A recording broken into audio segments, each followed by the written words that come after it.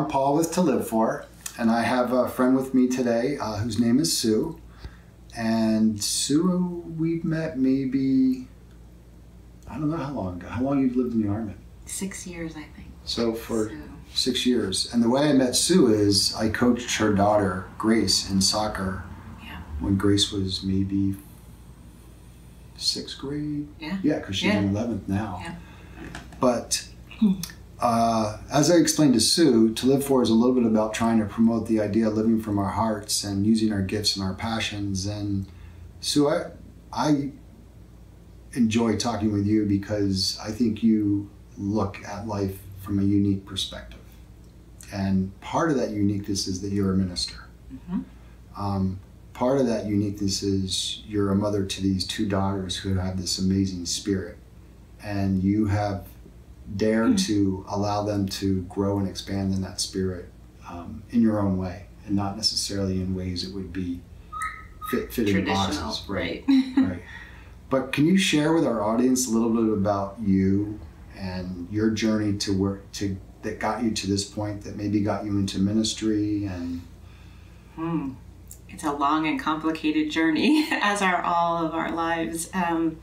So I think, I grew up in a very traditional home and atmosphere, and went to college and majored in sociology, and just, everyone said, just go to school and do well and everything else will fall into place. Well, when I graduated, I had no job, and I had a sociology degree, which was fairly useless. And so I started this long kind of meandering path of trying to sustain myself financially and have health insurance and kind of be in the culture that we as Americans live in. And worked as a police officer, worked in higher education, went back to school at my master's degree, but all the time never really working for my passion, but just to pay the bills and to be stable and to do what you're supposed to do. Right. And all of those things were amazing experiences, and I wouldn't trade them. I learned a lot from them. Along the way, though, I had opportunities that I chose to take that may have seemed reckless in some ways, that ended up, helping me transition from one job to another. And those were frequently opportunities for travel. And about 4 years after my first real job as a police officer, I had the opportunity to travel on the Semester at Sea program as a security officer. And so it kind of took the skills that I had learned as a police officer, but then applied them into the greater world. So I up and left my stable job that everyone said, you should never, you shouldn't leave your job. You've got a great job, good benefits, whatever. But I quit and traveled around the world on a ship for students. And that really was, I think, the turning point, because all of a sudden my narrow understanding of life, in the United States, on the East Coast, whatever, expanded exponentially. And from then on, I really was, kind of trying to balance both fitting into the way we're supposed to do things here in the US and the way generations of my family had done things, and at the same time being pulled, I think, to a different way of life, and to one that was a lot more broad than I had experienced growing up. Did you do a lot of traveling before you did the Semester at Sea, or was that your first experience of kind of seeing beyond what you grew up with? Yeah. I mean, my parents lived what I think traditionally would be called the American dream, sort of poverty to, building their own business, owning their own home, eventually owning a home on a lake for vacations, and that was our world. And, it was perfectly fine. It was very narrow in terms of a global sense, but, they had lived their dream. But, our vacations were all, the furthest we went was from Massachusetts to New Hampshire. To the lake house. Yeah. Yeah. So when you did the Semester at Sea, you said that it opened you up to much more that's out there. But the other thing you talk about since then is a pool. There was a pool that was encouraging you or asking you to step out of the traditional box. the quintessential American way of life. Can you describe that pool a little bit? You know, and where did it emanate from? Where did it come from? It's hard to put your finger on, I think, you know, but it's really, I think, a sense of living from your heart instead of your head.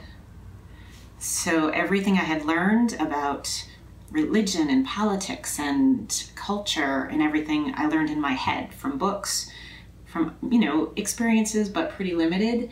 But then when you actually go and experience people in a different culture, or you watch people practicing Buddhism in a Buddhist land, and like then you can, I guess it's when you start to really embody that which we know and learn. It's a whole different sense. And you know, there are things that I guess I'm naturally more attracted to or compelled to want to be part of, and those don't necessarily exist in the same way here in our incredibly fast-paced, consumer-driven culture. What are some of those things that you're drawn to? What are your passions? So I think my mantra for my kids and for me has always been to become your best self. So whenever I am thinking about what my kids are doing, or they're asking me, can we do X, Y, or Z, then I think about, so how will this help them become their best selves? And it's really, I think, knowing what those pulls are and those passions. And for me, it's been hard to discern, honestly, because I've been on this path of making choices based on things that are external to me. You know, you get the career and the job so you can make more money, so you can have the car, so you can provide your kids with the best school or the iPhone that they have to have. And so it's actually been hard to kind of discern what those real heart-centered passions are. But I know that I am a better person when I'm in nature, when I'm in the woods, or, you know, have the ability to actually live and exist in a place that is more in harmony with the earth and with nature, so that there isn't a clash as much as there's a coexistence. So that's one thing, and that extends to so much what you do outside, your housing, the food that you eat, your transportation choices. But I've never quite felt like I've been able to live those at the same time I've been living in this particular, the environment that I exist in now. This culture. This culture and this place. So, I mean, you've just made an exciting decision, and we'll get to that in a minute, but one of the things that you said really intrigues me, and that's the fact that you want to, part of your passion is parenting your two beautiful daughters to, I forget your exact words, but to live in what is their best self, to help them do that. And now that I think about it, of all the people we've interviewed, I don't know that we've talked about parenting.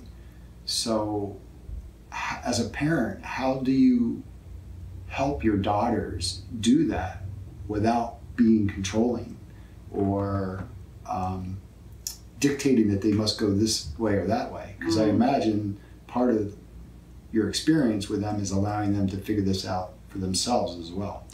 That's actually, so it's the actual opposite of controlling. So for me, it's been helping them to articulate and to really find in themselves what they want. So rather than worrying about and you know, talking to other parents and trying to figure out what should we be doing, how should I be parenting, what should the boundaries be, how, you know, it's been a constant return to asking them. So it's really been empowering them to make good choices and to think about what they want and why they want it, not in a reckless way, but in a really careful and intentional way. And so I feel like my job has been to kind of lift up the questions and then help them discover what the answers are. That's awesome. And say yes. So whenever I can, I say yes, rather than it being a whole bunch of no's. That just brings up this exciting decision you've made. Right. You've been a minister for how long? 15 years. Right. And you're about to leave the ministry. Mm-hmm. Why don't you share with the audience what's going on? I've already resigned. So a few years ago, we visited Costa Rica on this amazing voyage we took on a ship. We went from the Bahamas to San Diego, and one of our stops was Costa Rica, and my oldest daughter Grace said, I really want to go back. And I said, well, that's great. When you're a junior in college, you can do a semester abroad. And she said, no, I want to go now. And so she worked on a blueberry farm. She worked at McDonald's. She babysat. She raised all this money and applied and spent a semester abroad in Monteverde, Costa Rica as an exchange student, and then loved it. And then she said, I want to stay for another semester. I said, okay. I had a planned sabbatical. So I said, you can stay as long as you're willing to have your mom and your sister for the semester. And so we went and spent 5 months in Costa Rica, and it was amazing. And it was so much more the life that I could envision staying in. And it was the first time in, I don't know, 18 or 20 years that I actually felt uncontrollable joy. Like I felt joy for the first time in so long. And I walked everywhere, and I felt healthy, and I got enough sleep, and it was amazing. And so we came back, Ellie, my younger daughter, and I, and Grace decided to stay another semester because when she said, can I stay? I couldn't think of any compelling reason to say no, except that I was going to miss her. But she has amazing peers, a wonderful community, academics that are comparable to what she would learn here, except now she's fluent in another language. And instead of, they don't all have electron microscopes for each student like they might have in the classroom here, but she's out doing environmental science with some of the top researchers in the world who come to study the bats and the butterflies and the hummingbirds. So she's there, and Ellie and I came back, and we spent a lot of time thinking about our experiences and what would it be like to perhaps live there. So I applied for some jobs, and we're going. Wow. So yeah, we're going to sell everything.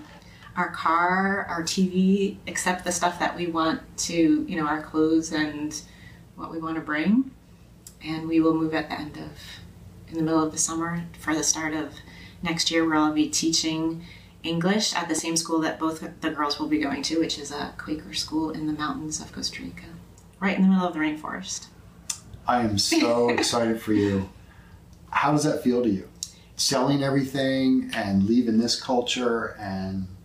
So there's a part that's terrified, and that is the part that is the attached part, and it's also the part that I can just breathe through and say, but the feeling in my body when I think about going is so amazing that it trumps all of the other kind of logistical fears that I think that I have. It's challenging, the paperwork, the pay is a tenth of what I've made here. But knowing that I can get up and I can walk to work every day, and I can walk in a situation that people, at least in the Northeast, only experience, in a butterfly garden at the Museum of Science. But when I walk to work every day, that will be what I'm in. That's the natural environment. So I think that trumps the fear. And I just am so happy that the girls will have this experience. And it doesn't mean that they'll choose to stay there, and they may absolutely choose to come back to the United States and be immersed in this culture that I've made a choice to leave. That's up to them, but they will have had this experience, and they will come back, as Grace says, fit, tan, and bilingual.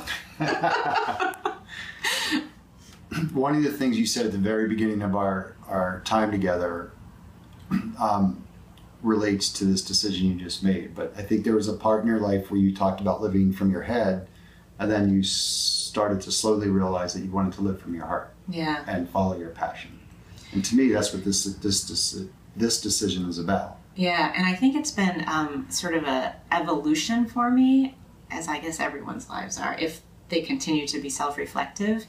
And transitioning from sort of a standard career path to becoming a minister was what feels like an intermediary step, because I've been preaching. I preach, these ideas of Buddhism and of living in the moment and living from your passion and slowing down and simplicity. Those are, the themes of every one of my sermons for the last 13 years.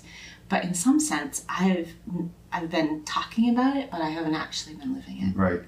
Yeah. So this for me is moving from the head to the heart and making a choice to actually embrace those ideals and the things I've been preaching about fully. It's one thing to recycle and have all the bins and kind of feel like you're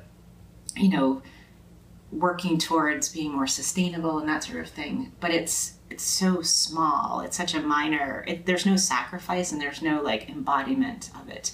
But when you immerse yourself in a way, there's no processed foods. There's no frozen food section in the supermarket. So and the food is organic, not because it's trendy, because that's the way you should eat, and that's the culture that they live in. And so I feel so much gratitude as well. That's the other part, is that, every morning I wake up and I think about my kids and how amazing they are and that it could be so different. And so I'm so grateful for that. And I'm so grateful for the opportunity to actually be taking this step and moving. So it's kind of a balance, because I think it's having the courage, sort of the fierce bravery to look at an opportunity and to make the leap. But I also know that I'm very grateful for being able to have the capacity to make that choice. Right. Not everyone can do that. Well, we are really grateful that you shared a small part of your journey, and we are so excited for you, because that we love Costa Rica, and it's an amazing journey, and we just wish you the best. And I have a feeling we will run into you in Costa Rica. I was going to say, you should come and visit, because the mountains are different than the coast, and it's worth making the trip up the mountain. I know that. But thank you so much. You're very welcome. Appreciate it. Thank you.